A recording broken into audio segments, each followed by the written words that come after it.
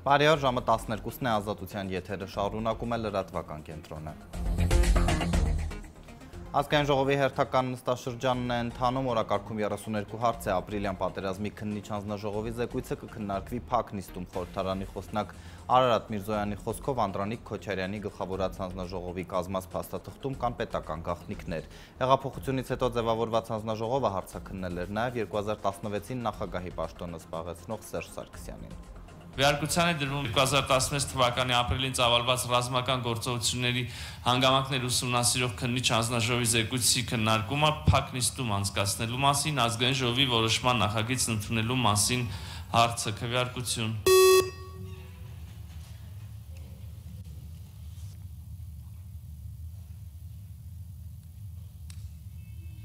Կողմ 71 դեմ 0 ձեռնպահ 1 որոշումն ընդունվել է վարման կարգի վերաբերյալ Տարոն Սիմոնյան։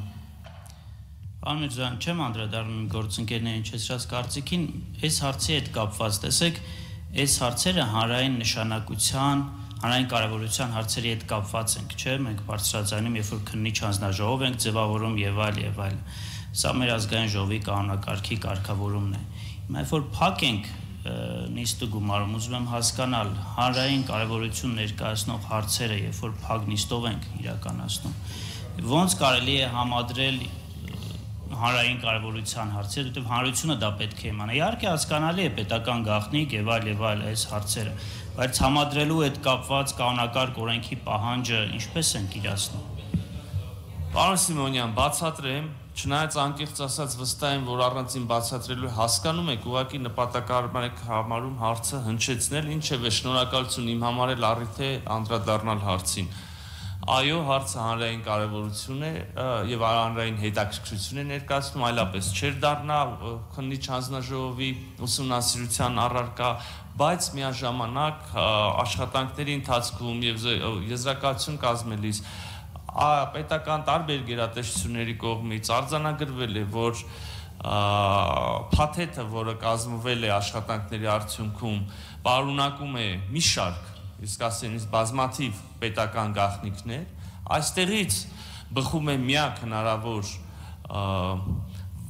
գործելավոճը, փաստաթուղթը գաղտնագրվել է, այն գտնվում է համապատասխան ստորաբաժանմանը ազգային ժողովի, բոլոր պատգամավորները կարծեմ թե պետք է որ ծանոթված լինեն, որ կարող են գնալ եւ մանրամասն ծանոթանալ։ Այո, պետական գաղտնիք պարունակող բազմաթիվ այլ տեղեկություններ եւս կարող են հանրային հետաքրքրություն ներկայացնել եւ հանրային կարեւորություն ունենալ, բայց դրանք համարվում են գաղտնիք եւ հանրությունը այս պարագայում մասնավորապես հնարավորություն ունի ծանոթանալ այդ փաստաթղթերին իր ներկայացուցիչների ազգային ժողովի պատգամավորների միջոցով դուք եւս կարող եք գնալ ծանոթանալ, կարծում եմ հարցը սպառված է։ Մարդու իրավունքների պաշտպանի աշխատակազմն ավարտել է շուրջ 300 տեսանյութերի եւ լուսանկարների ուսումնասիրությունը, որոնք ըստ հաղորդագրության վկայում են, որ ադրբեջանական զինված ուժերի կողմից հայ գերիների նկատմամբ խոշտանգումներն ու դաժանությունները, անմարդկային վերաբերմունքը կատարված են էթնիկ ատելության շարժառիթներով։ Մոտ 57 ըստ պաշտպանի վերաբերում է գերեվարվածների սոցիալական ցանցերի էջերի կառավարմանը, այդ թվում գլխատված զինծառայողի լուսանկարը նրա էջով տարածելուն։ Կարգապահական վարույթ է հարուցվել դատավորի նկատմամբ, որը նոյեմբերին ազատ էր արձակել վարչապետի սպանության փորձը կազմակերպելու գործով մեղադրյալին։ Ազատության մեջ են այս գործով անցնող բոլոր մեղադրյալները, այդ թվում Արթուր Վանեցյանը, հանրապետական Վահրամ Բաղդասարյանը։ Դատավորը պնդում է արդարադատության նախարարի այս նախաձեռնությունն իրեն ճնշելու փորձ է։ Դատավոր Արման Հովհաննիսյանը պնդում է, թե արդարադատության նախարարությունն իր դեմ կարգապահական վարույթ է հարուցել։ Ամիսներ առաջ վարչապետի մահափորձի գործով մեղադրյալ Սիսական ջոկատի հրամանատար Աշոտ Մինասյանին չկալանավորելու համար։ Այնտեղ նայեք, գնահատում են, այս ցուցմունքը ես սենց եմ գնահատել, իրանք ասում են, այս ցուցմունքը այսպես է, մեր կարծիքով էսի սենց է։ Դա բոլորը ընդունել է, կարող ես սխալվել եմ, բայց դա վերադասվածների խնդիրն է, ոչ թե կարգապահական վարույթ։ 44 օրյա պատերազմից հետո ազգային անվտանգության ծառայությունը քրեական գործեր հարուցել վարչապետի սպանության պատասխանատվությունը նախապատրաստելու հոդվածով եւ մի ձայնագրություն հրապարակել, որտեղ ըստ իրավապահների խոսում են այս գործով մեղադրյալներ Հանրապետական Վահրամ Բաղդասարյանը, Դաշնակցական Աշոտ Ավագյանը եւ Աշոտ Մինասյանը։ Ըստ իրավապահների նրանք քննարկումներ են ունեցել արգրավված զենքի օգտագործման եւ նպատակի մասին, ու չնայած ներկայացված ծանր քրեական հոդվածին մեղադրյալներից ոչ մեկը չկալանավորվեց։ Երևանի ընդհանուր իրավասության դատարանի դատավոր Արման Հովհաննիսյանն ազատության էջրույցում ասաց, որ մերժել էր Մինասյանին կալանավորել հիմնավոր կասկածի բացակայության պատճառով, ինչից հետո գլխավոր դատախազությունը իր կայացրած որոշումը բողոքարկել է Վերաքննիչատյան, որն էլ այն թողել էր անփոփոխ։ Ըստ դատավորի գործը հսկող դատախազը տեղեկանք է կազմել այն մասին, որ դատավոր Հովհաննիսյանի կայացրած որոշումը դուրս է եկել օրինականության սահմաններից։ Դատավորն ասում է, իր համար անհասկանալի է այս ձևակերպումներն առհասարակ։ Ըստ դատավորի իրեն փորձում են կարգապահական պատասխանատվության ենթարկել իր կայացրած որոշման բովանդակության համար, ինչի իրավունքը դատական օրենսգրքով չկա։ Հովհաննիսյանի խոսքով դատավորի որոշման բովանդակությունը առհասարակ վիճարկվում է Վերաքննիչատյանում, բայց ոչ բարձրագույն դատական խորհրդում։ Նախ գլխավոր դատախազությունը, երբ որ դիմում արտադրության նախարարին, նույն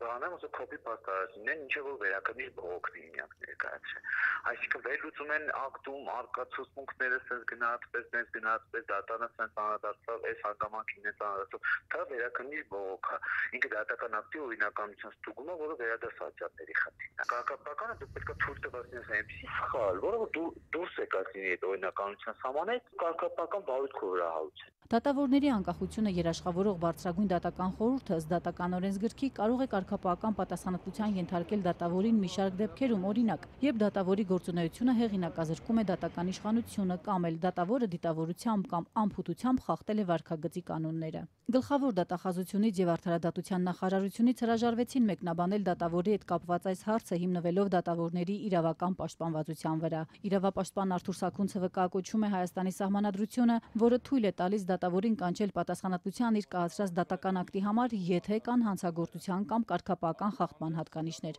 Միևնույն ժամանակ ընդգծում է, արդարադատության նախարարությունը պետք է մանրամասն նկարագրի, թե որտեղ է թերացել դատավորը։ Դատական վարույթի շրջանակներում դատական ակտը կարող է քննարկման արժանանալ, եթե դատավարություն իրականացնելու ընթացքում դատավորը գիտակցաբար կամ կոպիտ անփութությամբ խախտել է նյութական կամ ուրեմն դատավարական իրավունքի նորմերը գիտակցաբար։ Դա պետք է քննության պահվի։ Այսինքն կարգապահական վարույթի շրջանակներում, բայց որպեսզի կարգապահական վարույթը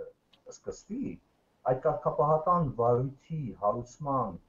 դիմում պետք է նշվեն պատշաճ հիմքեր։ Նույնիսկ եթե այդ դիմումում միայն նշված լինի, որ դատավորը ուրեմն հաշվի չառել հիմնավոր կասկածի առկայությունը, այդ նման դիմումը անհիմն է։ Նախկին դատավոր Պարքև Օհանյանը եւս վկայակոչում է Սահմանադրությունը, պատմում է, որ սահմանադրական վերջին փոփոխություններում այս դրույթը պետք է հանեին, բայց այն չգիտես ինչպես տեղ գտավ մայր օրենքում։ Նախկին դատավորը կարծում է, իր կայացրած որոշման համար դատավորը չպետք է ենթարկվի պատասխանատվության։ Բարձրագույն դատական խորհուրդը պետք է երաշխավորի դատավորի ազատությունը, ոչ թե նրան պատժող գործիք լինի։ Դատավորը պետք է իր որոշմամբ ինքը պատասխանատու չի, վերջ։ Ինքը պատասխանատու է միայն իր կարգապահական արկագծի խախտումներով, հարբած լինի էսլի էնլի չարաշայի, ծախովի եւ այլն։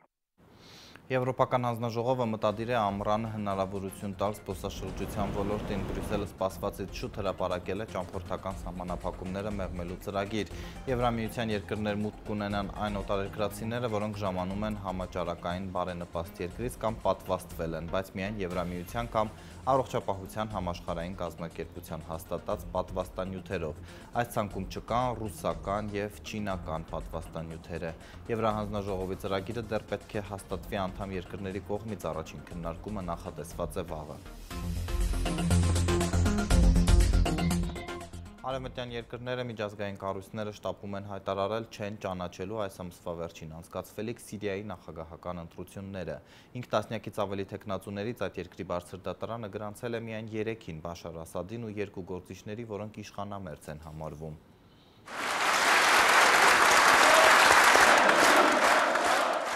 Եթե կասկած չկա, որ Սիրիայի նախագահ Բաշար Ասադը կշարունակի ղեկավարել չդադարող քաղաքացիական պատերազմի պայմաններում ապրող մերձավոր արևելյան այդ երկիրը, դա պարզ դարձավ երեկ, երբ Սիրիայի սահմանադրական դատարանը պաշտոնապես հրապարակեց մայիսի 26-ին կայանալիք նախագահական ընտրություններում առաջադրված թեկնածուների ցանկ մրցապայքարի ընթացքում որևէ իրական մրցակից Ասադը չի ունենա։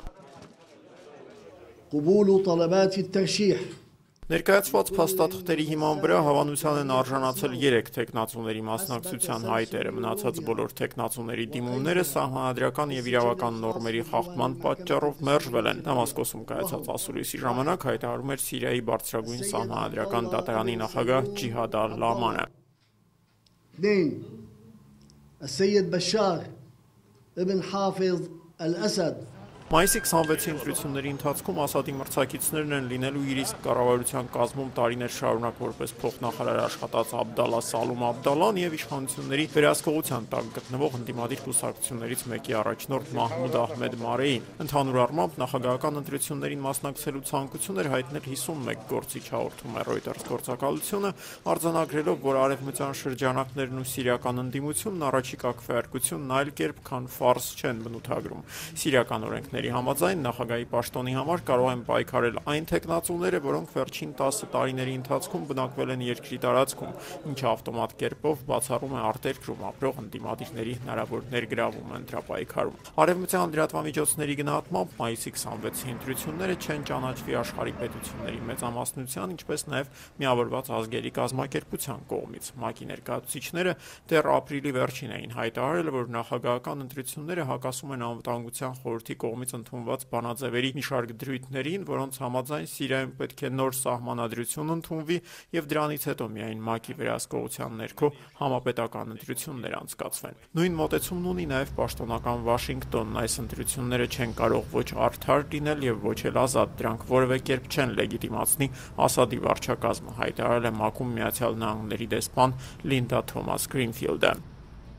Բայց չնայած արևմուտքից հնչող այս քննադատությանը 2000 թվականից երկիրը կառավարող Բաշար Ասադը պատրաստվում է իր նախագահության հերթական թվով 4-րդ 7-ամյա ժամկետին։ Ընտրություններին ընդառաջ Ասադը համաներում է հայտարարել քրեական պատասխանատվությունից ազատելով նախևառաջ զորակոչից խուսափող երիտասարդներին։ Բացի այդ, վերջին շաբաթներին Ասադի կառավարությունը հայտարարեց պետական ծառայողների աշխատավարձերի բարձրացման, ինչպես նաև ֆինանսական շուկայում կարգուկանոն հաստատելուն ուղղված մի շարք գործողությունների մասին։ Արևմուտքից գնահատականների համաձայն, սակայն Բաշար Ասադի այս բոլոր քայլերը հստակ նախընտրական ուղղվածություն ունեն, իսկ բուն ընտրությունների անցկացումը նպատակ ունի կենտրոնական կառավարության կողմից երկրում իրավիճակի լիակատար վերահսկողության պատրանք ստեղծել։ Այս թողարկմանն այսքանը, լրատվությամբ կհանդիպենք ժամը 14-ին։